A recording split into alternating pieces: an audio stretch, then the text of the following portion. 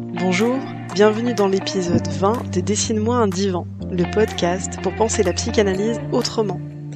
Je suis Candice Medina-Maro, créatrice de ce podcast, et aujourd'hui, j'accueille dans cet épisode Caroline Delaporte, psychanalyste mais pas que, pour parler de la voix en psychanalyse.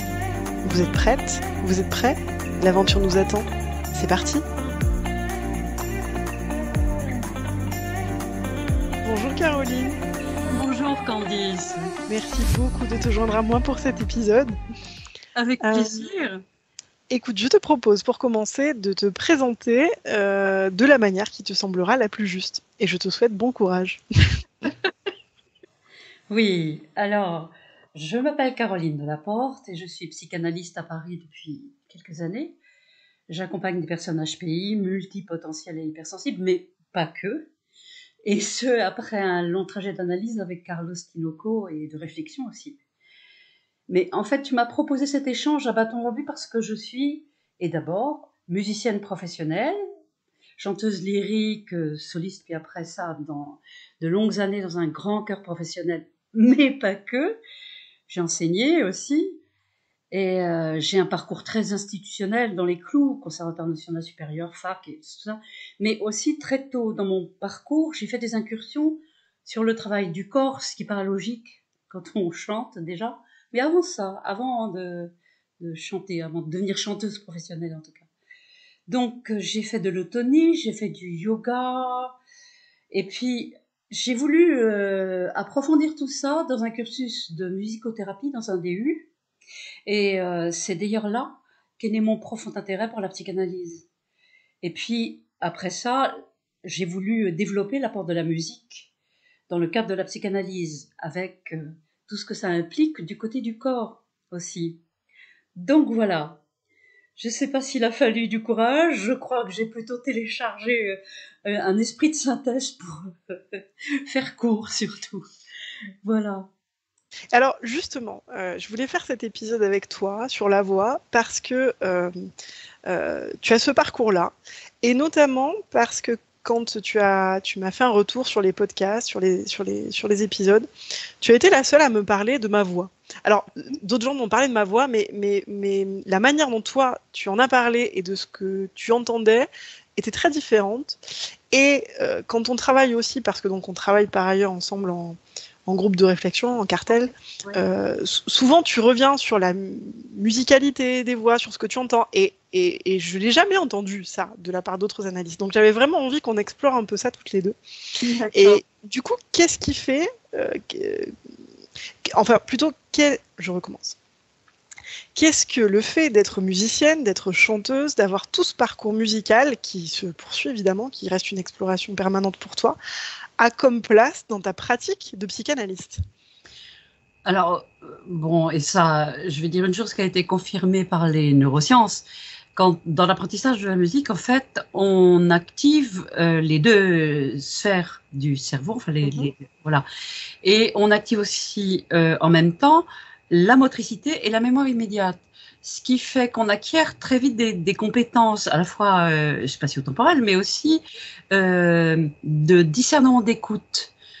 Notamment quand on travaille en orchestre ou en quatuor, comme je l'ai fait aussi un petit temps, quatuor musicale, enfin instrumentale et vocale. Je ris parce que les musiciens ne considèrent pas les chanteurs comme des musiciens. Il y a les musiciens et les chanteurs. Alors que bon, bref, nos formations sont sensiblement les mêmes. On est tous. Puis le corps est un instrument. Et donc, le corps est diantrement un instrument. C'est même l'instrument des chanteurs, des chanteuses, voire des psychanalystes. Donc bon. Exactement. Et on en parlera plus tard, j'espère, justement, de ce corps du psychanalyste qui est très. Voilà, qui est aussi un instrument d'écoute pour moi. Et donc, on met en action et en synergie des parties du cerveau et des capacités cognitives et motrices qui font que quelque chose s'installe d'une oreille discernante, voilà. Oui. Oui, justement, cette notion de discernement, c'est intéressant parce qu'il s'avère que j'ai j'ai chanté dans une chorale, alors pas du tout à ton niveau, mais dans une chorale qui avait quand même un bon niveau et surtout un chef d'orchestre et de chœur assez extraordinaire et qui était capable d'entendre chacune de nos voix. Oui. Qui entendait, on était 20 quand même, et il entendait chacune de nos voix. Et je me disais, mais comment fait-il? Ça me paraissait assez extraordinaire. Et je voyais bien ça se voyait qu'il entendait vraiment chacune de nos voix. Ça rejoint ce que tu dis sur le discernement, justement. Oui. Et qu'est-ce que ça change, justement, toi, cette oreille de musicienne, cette oreille discernante, dans ta pratique, dans ton écoute analytique? Évidemment, le processus est en marche. Je veux dire, je ne peux pas me couper de ce que je suis dans le cabinet, évidemment. Et donc, mais tu parles de l'oreille, là. On parlera du corps peut-être plus tard. Mais j'ai Sauf si tu as envie de parler du corps maintenant, on fait ce qu'on veut. Non, je pensais que quand tu disais ça, je visualisais une analyse rentrant dans le cabinet et l'installation du processus d'analyse, quoi, de la séance plutôt. Et ce qui se met en marche, en fait, d'emblée, dès le bonjour. Dès le bonjour, chacun a sa signature en entrant. Bonjour, comment allez-vous? Oui, enfin, voilà, chacun a sa signature en entrant. Déjà, là, je sens que quelque chose s'éveille, enfin une espèce de... Voilà, une écoute particulière s'éveille. On prend le temps, parfois, on a quelques minutes de discussion, proposer un manteau, machin. Et là aussi, il y a des tonalités différentes, en fait. Il y a des... En fonction des personnes ou en fonction des jours, voire les deux? Des jours, de leur état, de la façon dont la séance s'installe aussi. Parce qu'elle peut s'installer, comme tu le sais très bien, parfois dans un grand silence, quelques minutes. Et en fait, ce que j'entends, c'est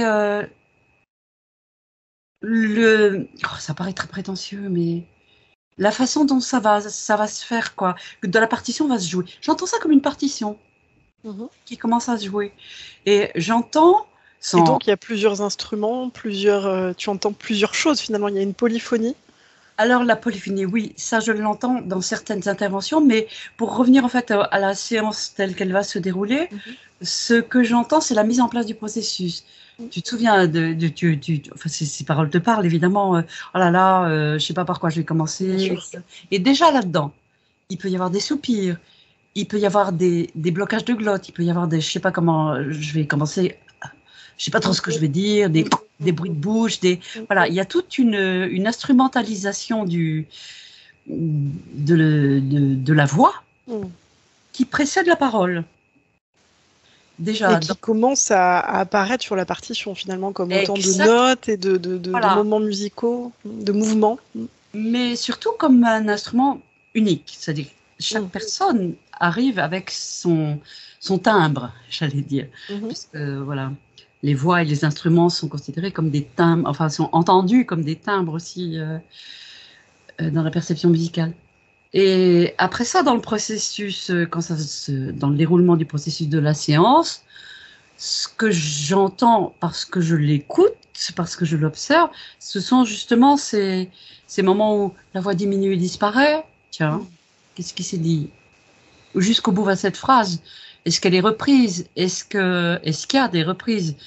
Justement, les soupirs, voilà, tout ce que je viens d'évoquer auparavant, les bruits du corps, voilà. Tu disais, on va en parler, mais oui, forcément. Et au cours de la séance aussi, alors ça, c'est le travail d'analyste, évidemment.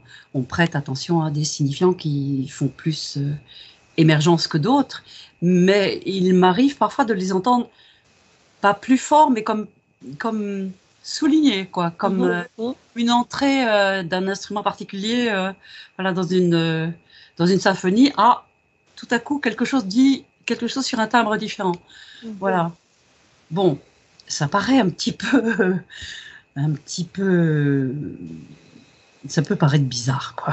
Moi, je trouve ça très beau. C'est-à-dire que là, tout d'un coup, pourtant, je suis pas du tout musicienne comme toi et j'y connais rien ou quasiment en solfège. Je vois une partition, je vois des choses qui se dessinent. Je trouve ça très, très joli ce que tu es en train d'exprimer là. Alors, c'est dans l'espace, hein.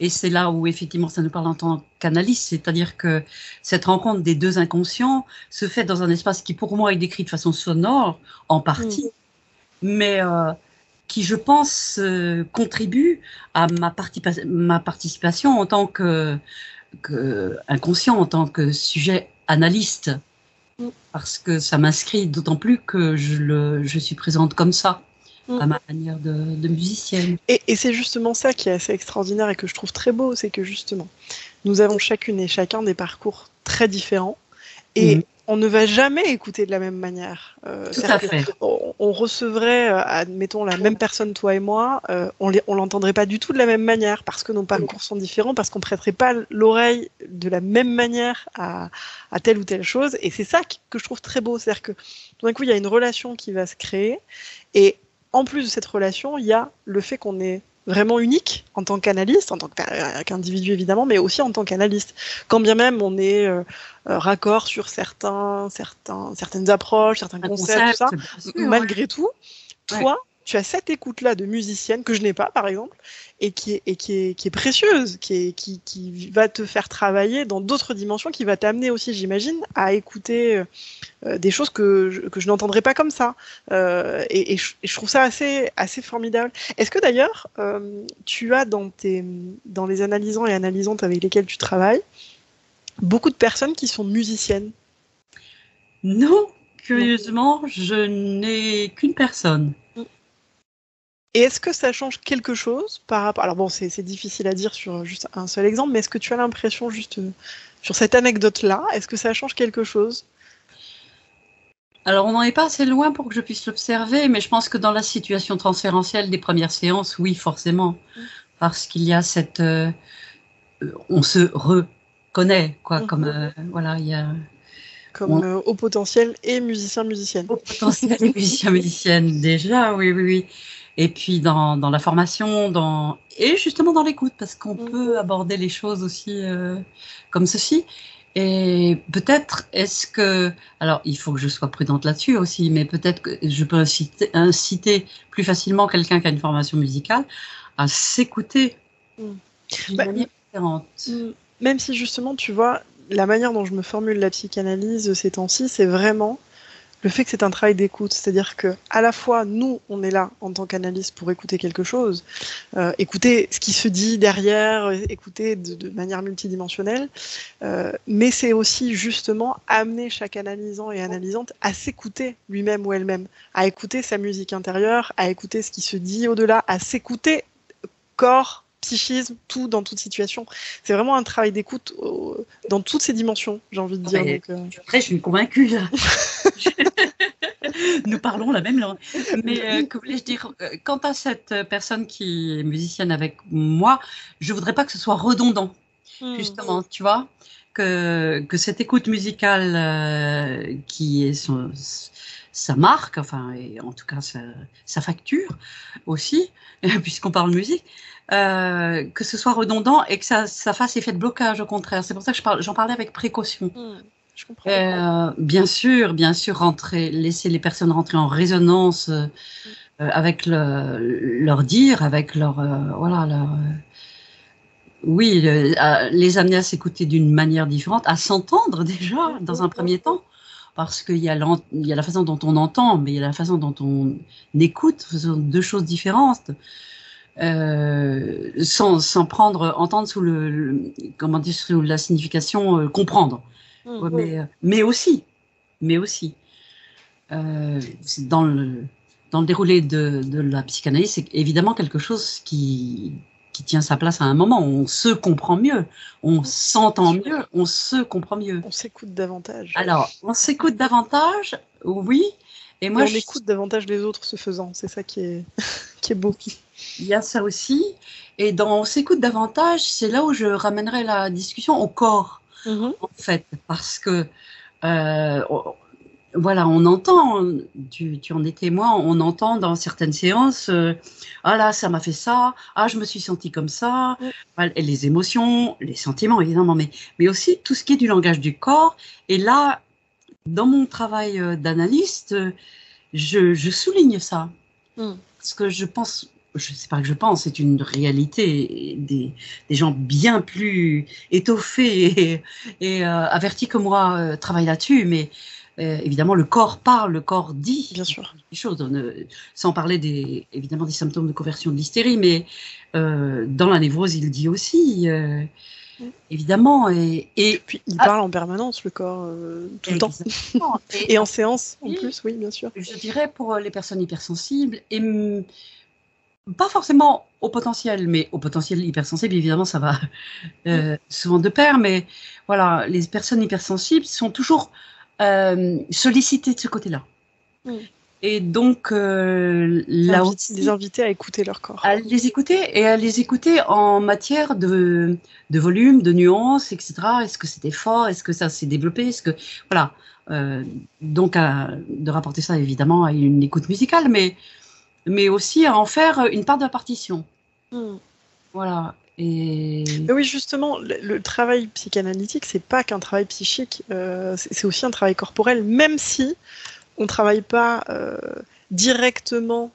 Alors oui et non, c'est-à-dire qu'on travaille pas directement, j'allais dire, à partir du corps. En fait, si quand même, puisque c'est la voix, c'est le cerveau. Déjà, le passage au divan est quand même travaillé avec le corps, parce que quelque chose se passe. On l'a vécu, tout le monde le manifeste. Et puis voir disparaître aussi du regard la personne de l'analyste et quand même travailler avec le corps. Parce que et se déposer. Très souvent, j'ai des analysantes ou analysants avec lesquels je travaille qui disent, il y a un soupir justement quand ils se déposent, tu vois, et qui disent je peux rester là. Ça fait du bien. Il y a quelque chose aussi où le corps est soutenu et déposé. Voilà, tout à fait. Ce qui garde une des origines du travail de Freud, qui était l'hypnose, et voilà, et se met en place très certainement quelque chose de l'ordre de l'auto-hypnose à partir du moment où on est allongé comme ça, où le corps. D'autant qu'il s'agit de se parler à soi. On est là, nous, pour écouter et pour rebondir, mais c'est un rendez-vous avec soi-même avant tout, en effet. Absolument. Et le corps se relâche ou pas. C'est-à-dire qu'on peut observer, c'est là aussi où ça nous parle en tant qu'analyste, on peut observer certains rebonds du torse sur certaines choses, ou alors une disparition dans les coussins de la tête et des épaules, les bras croisés, les jambes croisées, des soubresauts dans les jambes, des gestes de main comme s'ils nous parlaient avec les mains derrière comme font les enfants, donc quelque chose qui peut évoquer quelque chose du préverbal, enfin voilà. Donc le corps est là, il est très présent. Le corps est là, le corps danse à sa manière autour des mots, ou au contraire manifeste que les mots ne passeront qu'à sa manière, c'est les bras croisés, les jambes croisées, et voilà, et puis parfois ça passe malgré ça, parce que on peut être en défense avec le corps et puis que l'inconscient soit suffisamment, et que le travail transférentiel soit suffisamment dans la confiance pour que les choses évoluent vers plus de signification, plus de. Je veux pas mettre le mot sens, je tourne autour parce que tu as le droit de le mettre. Mais de signification, oui, et d'émergence de situations ou de prise de conscience, ou de prise de conscience qu'il y a des blocages, qu'il y a des... Et qu'ils sont aussi dans le corps, voire dans la voix, parce que il y a quelque chose aussi dans l'expérience de la voix, justement, quand tout d'un coup la voix disparaît, ou qu'elle tremble, ou qu'elle se fait toute petite, ou il y a quelque chose là, justement, aussi toujours évidemment à entendre. Est-ce que, on parlait du corps, justement, j'aimerais bien avoir ton regard ou ton écoute sur la place et le rôle de la voix dans les séances à distance. Et d'ailleurs, toi, est-ce que tu choisis la visio, le téléphone? Est-ce que tu as une préférence? Et est-ce qu'éventuellement ce choix a un rapport avec la voix? Alors, très intéressante question, mais je me permets de terminer un petit peu aussi sur la voix dans la séance. Il arrive que dans le déroulé d'une analyse qui dure parfois plusieurs années, la façon justement de d'énoncer, la façon de parler, la position vocale évolue, c'est-à-dire qu'elle passe d'un certain débit on sait que chez les HPI, c'est assez rapide. Et... Bon, tu as vu comme je fais en sorte de parler lentement oui, tout à l'heure. Tu connais mon débit, hein. Alors, il y a le débit, il y a la place vocale. C'est-à-dire qu'une voix peut partir de quelque chose d'un peu mystérieux qui dit aussi quelque chose du rapport de la personne à la situation analytique, et puis s'affirmer parce que l'analyse fait évoluer, hein, c'est bien pour ça qu'on est passionné de ça, et tout à coup prendre un positionnement beaucoup plus concret, beaucoup plus dans l'avant de la bouche, dans les résonateurs, etc. Donc quitter l'espace un petit peu mystérieux, un petit peu des résonances de l'arrière de la tête et du chuchotement, etc., pour y revenir parfois quand des choses redeviennent du mystère pour l'analysant. Et donc, à l'intérieur d'une analyse, la voix évolue aussi. La position vocale évolue aussi. Pour pas certains. Uniquement dans la séance, mais Non, voilà, dans l'analyse. Dans le déroulé de l'analyse, oui, dans la cure, comme disait Lacan. Donc, voilà, comme on dit aussi, ouais, dans le déroulé de la cure. La voix évolue de façon assez mystérieuse. Alors, peut-être pourras-tu toi aussi témoigner de cette observation. Ce serait intéressant qu'on fasse un retour là-dessus plus tard. Mais voilà, que tu observes ça aussi, si ça t'a frappé. Voilà, je voulais... Mais j'y prêterai attention. Parce que justement, c'est ce que je te disais, c'est-à-dire que évidemment, je prête attention aux inflexions de voix, à certaines choses, mais je pense que n'étant pas musicienne ni chanteuse, je n'entends pas les choses comme toi. Et ça, par exemple, tu vois, c'est pas une chose à laquelle j'ai fait attention.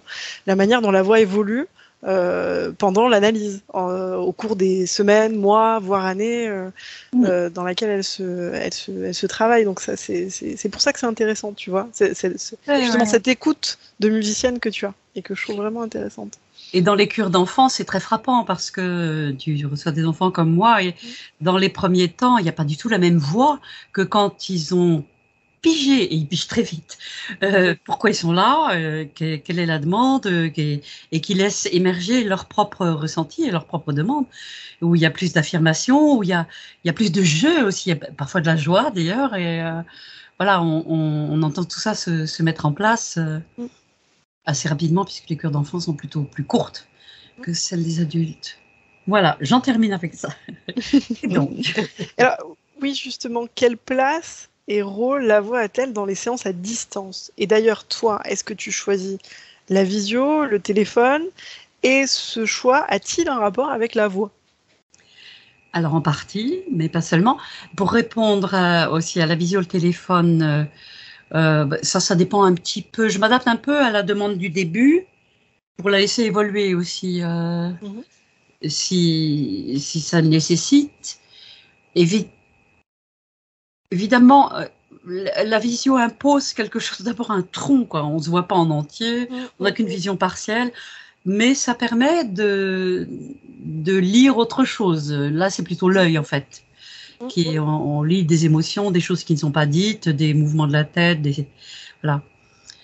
Donc, je pratique les deux, dans le... Est-ce que la voix a une place et un rôle différent, selon toi? J'y venais, j'écoutais un petit peu justement comment j'allais répondre. Et évidemment. J'écoutais ta musique intérieure. Parce que, non mais justement, c'est intéressant ce que tu soulignes là, parce que ça fait intégralement partie de notre travail d'analyste. C'est d'écouter ce qu'on ressent. C'est pas juste d'écouter l'autre, c'est d'écouter ce qui résonne en nous. Alors, il y a ce qui résonne en nous de notre histoire, et ça, on s'en débrouille ailleurs éventuellement, mais il y a ce qui résonne en nous tout d'un coup pendant la séance de, tiens, nos perceptions, nos ressentis, la petite voix qu'on a à l'intérieur qui dit « Ah tiens, mais ça me fait penser à ci ou à ça ». Il y a une vraie écoute de nous-mêmes. On est très à l'écoute de nous-mêmes aussi pendant la séance. Bien sûr, oui. Ça fait partie de l'écoute de l'autre. On se prête à ça. Alors pour terminer sur la question que tu m'avais posée donc sur les séances à distance, donc la visio pour les premières séances, qu'on appelle inexplicablement les préliminaires, les séances préliminaires. Mais bon, je leur donne pas de nom personnellement. Non, voilà, les premières séances. C'est les terminologies psychanalytiques de début sont pas. Je suis pas fan, tu le sais. Voilà. Mais chacun fait ce qu'il veut, chacune fait ce qu'elle veut. On est dans un milieu de psychanalystes aussi. Voilà, on peut trouver aussi des termes, des terminologies qui parlent aux uns et aux autres. Bien sûr. Voilà. Et donc, dans ces premières séances, s'il y a la possibilité de vidéo, effectivement, ça nous permet d'installer un contact un peu plus complet que celui de la voix. Toutefois, pour certaines personnes, le fait de n'avoir aucun contact visuel, de n'avoir que le contact auditif, précipite un tout petit peu, enfin, en tout cas, rend plus rapide la relation transférentielle et cette espèce de nouage qui se fait entre justement notre écoute et le processus, quoi, la mise en place. Ça, tu vas couper parce que je suis en train de s'il te plaît, je suis en train de... Tu débrouilles très bien, mais non, c'est justement que ça reproduit l'artifice du divan pour moi. C'est pour ça que moi, j'aime pas, par exemple, voilà, là, je me suis interrompue, mais c'est effectivement, alors, ça reproduit l'artifice du divan, sauf que la personne est dans son lieu et dans son intimité, en général. Certaines personnes sortent et vont s'installer dehors, mais la plupart du temps, ils sont chez eux. Donc, il y a quand même ce biais. C'est-à-dire qu'ils sont tout seuls chez eux, dans une pièce particulière, et ils restent chez eux. C'est-à-dire qu'il n'y a pas le moment actif, bon, en visio aussi, hein, mais le moment actif où on se dit « Ah, c'est l'heure de ma séance, allez hop, métro, balade, truc, on y va ». Parfois, on élabore en y allant, etc. Oui, la séance commence généralement avant. Là, voilà. Même quand on est chez soi, hein, cela dit, c'est juste que... Le corps est moins en mouvement. Au téléphone, la personne me dit « Ah, mais j'ai pensé que… » Alors, il y en a qui prennent des notes, mais parfois, c'est assez immédiat. Le contact est assez immédiat. Au téléphone, beaucoup plus immédiat que lors d'une séance où on se déplace ou une séance en visio où il y a la prise du regard et voilà, la prise en compte du regard. Donc voilà, la différence entre visio et téléphone. Et effectivement, il y a quelque chose d'un peu… Il y a une intimité dans la séance par téléphone, entre les deux voix qui se répondent, entre même les deux écoutes qui se font, parce qu'il nous arrive d'intervenir, de parler. Je suis comme toi une psychanalyste qui parle un peu. Et moi, je crois que je parle beaucoup des fois. Ça m'arrive. Et donc, il y a quelque chose de l'ordre d'une chambre d'écho qui peut figurer quelque chose de l'ordre de l'inconscient, justement, et des inconscients qui se répondent.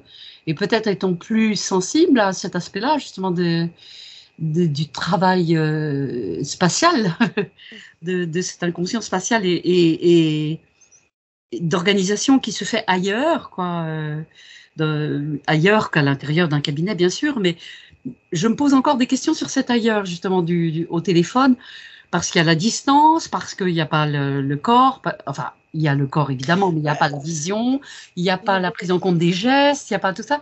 Donc, cette espèce de... Oui, ça ajoute un mystère, mais ça ajoute aussi une profondeur d'écoute. Oui, je trouve, effectivement. J'aime bien. Et puis, ça crée une intimité qui n'est pas forcément évidente à rompre. Je pense à ça parce qu'il m'était arrivé de proposer à des personnes avec lesquelles je travaillais par téléphone qu'on se rencontre. Notamment, par exemple, parce que j'allais à Paris et qu'il y avait des personnes qui étaient en région parisienne. Pour certaines, ça a été oui, et elles étaient partantes pour qu'on se rencontre. Pour certaines, ça a été non. Pour certaines, ça a été oui, et finalement non. Et c'était très intéressant parce que finalement, mon corps faisait irruption dans le réel. Voilà. J'étais incarnée. J'étais plus cette voix mystérieuse et lointaine au téléphone. J'étais incarnée.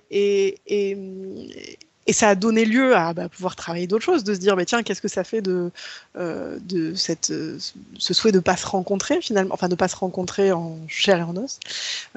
Et c'est intéressant. C'est-à-dire que je trouve qu'il y a vraiment une intimité qui se crée et qui est qui est pas nécessairement ni nécessaire de rompre, ni évidente à rompre. Mais que ça n'empêche pas un travail de qualité, en tout cas à mon sens.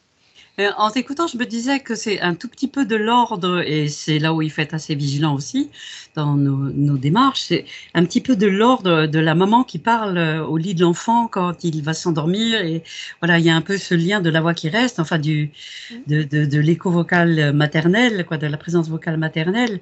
Et ce lien-là est certainement quelque chose d'archétypique assez ancien, en fait, dans les séances au téléphone. Et je me disais qu'en tant qu'analyste, entendre ça aussi dans ce processus est intéressant.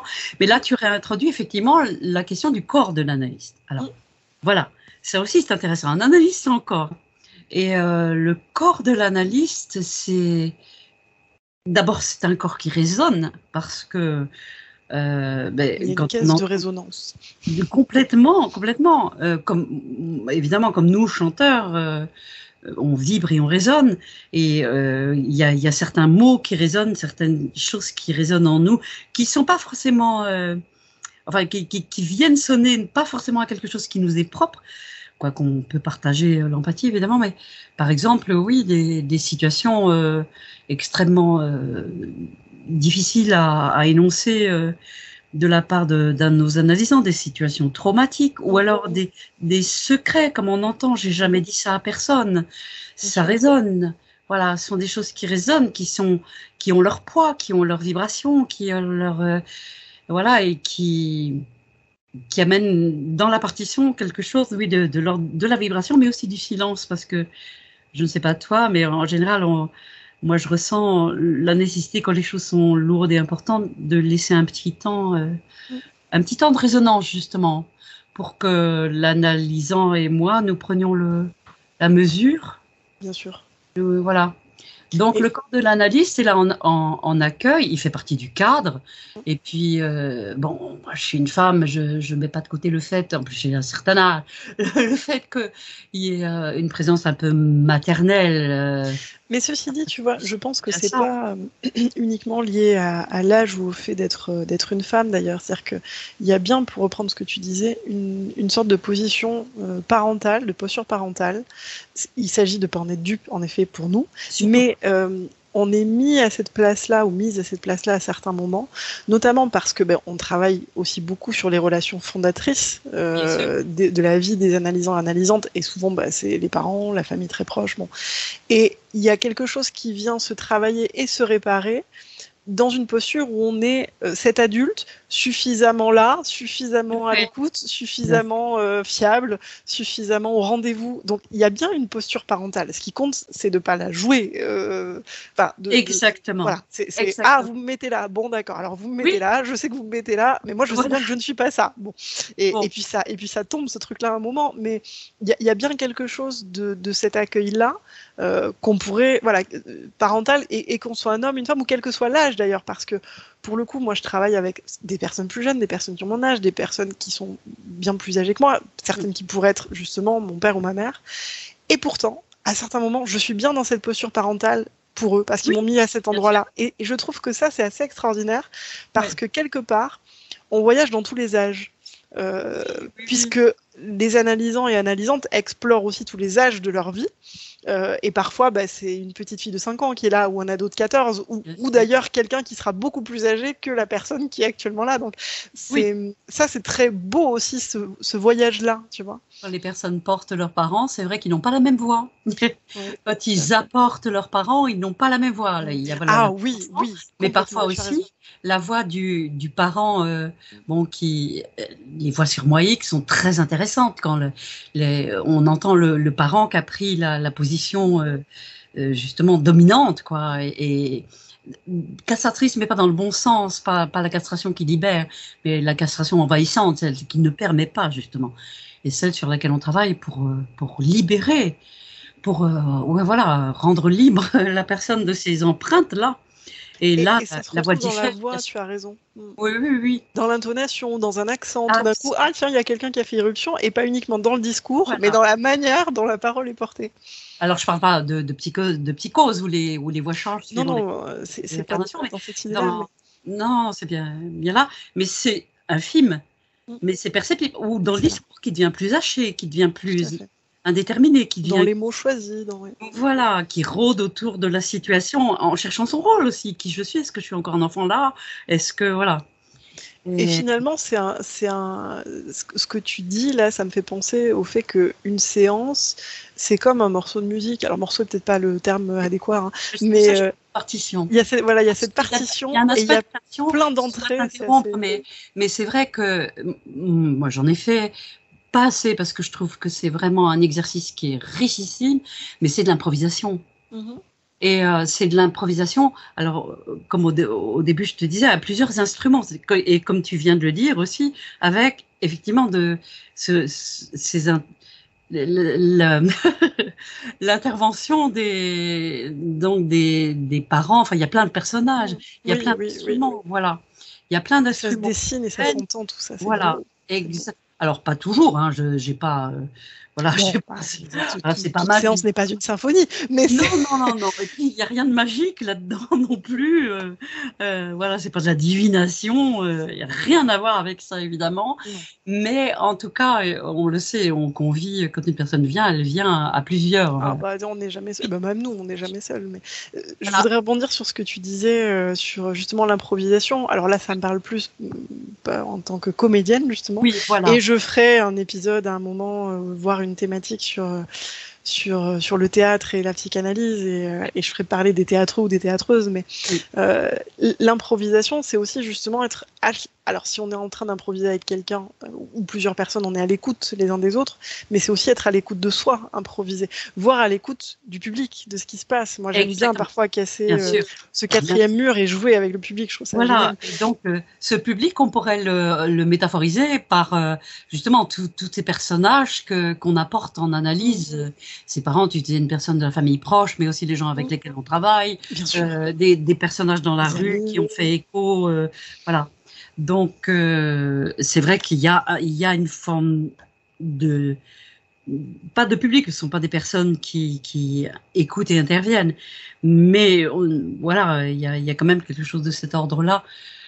Sauf que là, l'improvisation, elle se fait, comment dire, elle passe au filtre de notre écoute et de notre attention à des aspects très très précis du discours pour accompagner, parce que c'est notre travail, accompagner la personne vers ce qu'on appelle la direction de la cure en termes psychanalytiques, mais qu'est-ce qu'on en sait d'ailleurs quand on commence, et même en cours, qu'est-ce qu'on sait de la direction de la cure? Mais on l'accompagne. Pas grand-chose, heureusement. Ça serait quand même beaucoup moins passionnant. Parce que dans tout ce qu'on dit, effectivement, il n'y a rien de contrôlant. Au contraire, il y a quelque chose qui va vers ce qu'on espère et ce qu'on souhaite, parce qu'on souhaite quand même des choses pour nos analysants, une libération, un mieux-être, une organisation différente, une façon d'accueillir ces problématiques et écoute. Voilà, d'une manière différente, et sortir d'une analyse avec des éléments importants de soi. Pour jouer finalement une musique différente. Oui. Et puis parfois, pour retourner dans le monde avec son propre instrument, avec sa couleur vocale, avec ses manières de rentrer dans le discours, etc. Enfin, comme tu vois, je suis intéressée parce que ça me passionne. Mais c'est passionnant, et je te remercie vraiment d'avoir fait cet épisode avec moi, et peut-être qu'on en fera d'autres, on verra si on a d'autres sujets à explorer ensemble. Je te remercie. Merci beaucoup, Caroline. Je vous propose qu'on ponctue là-dessus, et d'ici la prochaine fois, je vous souhaite de belles explorations.